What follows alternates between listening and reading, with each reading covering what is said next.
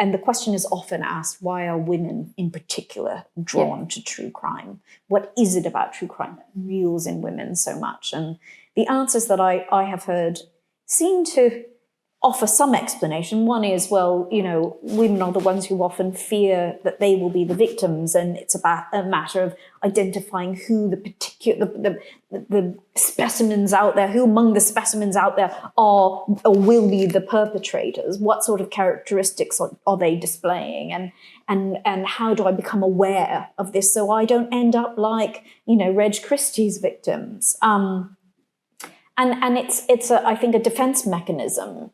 And I think it also comes from, I think, living very comfortable lives where we're not confronted with that peril all the time, that we have to sort of shock ourselves into remembering we're alive.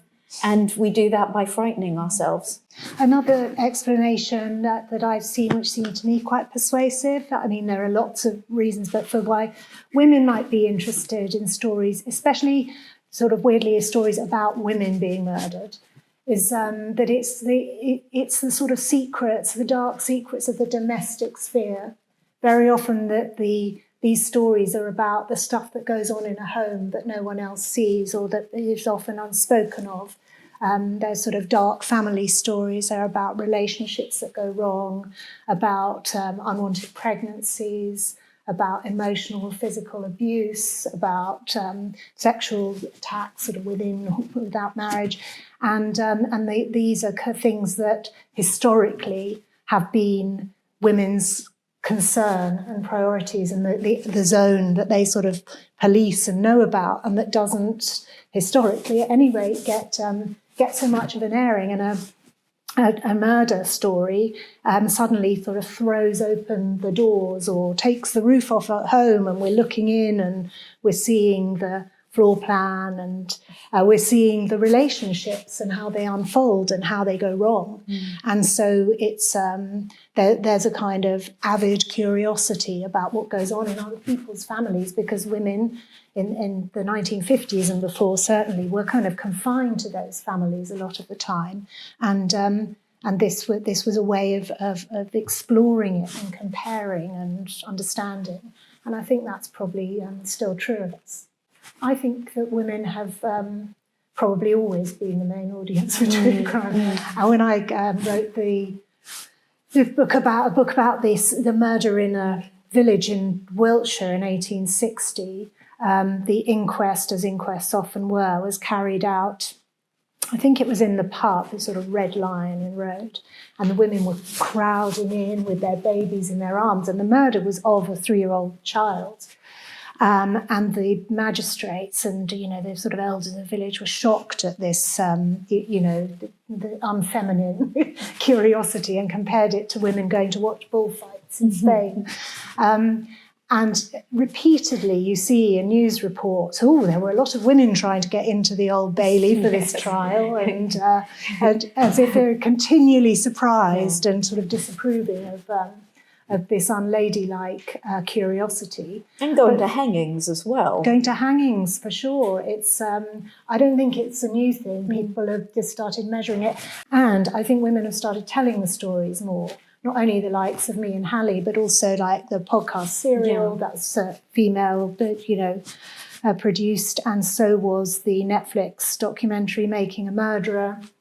And some of these the productions and retellings do sort of reframe the story so that we pay more attention to what was going on with the victims as opposed to taking them as kind of ciphers in the case. So perhaps that will draw more attention to the fact that there's a female appetite for these cases. But my guess is that it's always been so, just like the big female enthusiasm for detective fiction and detective dramas and so on. It's a similar thing. Obviously, it's a perennial thing, the idea that somehow women who step out of line or women who don't behave in an appropriate way, whether that is homeless women, women involved in sex work, women who drink, women who go on the stage, women who like sex, women who, are independent of men, all of this stuff. These women are worthy of murder. That is, and being punished and raped. And that is the message that we have heard literally through the centuries. And Kate's book, she writes about that. I write about it in my book as well. So how do we deal with that if we have that residual belief system, that structure that's still there today, which it is, and Kate was mentioning Sarah Everard, and it is there. I mean, that is the perfect example. Well, what was she doing walking at night? Well, why is the first question always, what did the woman do to make someone murder her? And we have to really rethink about how we frame these events and how we think about them. And I think, in many ways, the media are responsible for this. If I look at, for example, the coverage of the Crippen case and, how many column inches were given to Crippen's justification for himself and then his rehabilitation after, just before he's executed. And I think Lloyd's Weekly News gives him, this entire essay to say about like how Ethel Lamneve made him a better person and how he's, a much better human being. This is a man who murdered his wife. And so why are we so invested in the murderer's story? And that's a question for now, as much as it is for the past. And I think we all have to think about that. How is murder covered? And that helps to reinforce these notions that we have that are so old, that are centuries old, about that women deserve it if they step out of line. And stepping out of line could be anything, could be any number of things.